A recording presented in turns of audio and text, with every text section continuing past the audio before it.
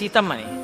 ఇంత పరీక్ష రామచంద్రమూర్తి ఎక్కడంటారో రేపొద్దున్న నా భార్యనని అలంకారాలు చేసి తీసుకురండి అన్నారు. ఎగబడి చూశారు ఆవిడ్ని. రాముడు ఊరుకుని పక్కన కూర్చోబెట్టుకుంటే ఇంత అందగత్తగా పట్టారా రావణుడు తీసుకెళ్ళాడంట కదండి. ఈ మాట అంటారని ఇన్ని నెలల తర్వాత భార్యని చూసినా ఆయనకి తెలుసున్నా ఆవిడ ఎటువంటిదో, లేచి కభాలన చేతులు పట్టుకుని ఆవిడ కళ్ళు తుడవాలనున్నా, ఇవాళ నేనొక్క 5 నిమిషాలు తొందరపడితే జీవితాంతం నిన్ను లోకమనే మాటలకి నీ మీద నాకున్న ప్రేమ వలన ముందు నేను ఏడవలసి వస్తుంది సీత.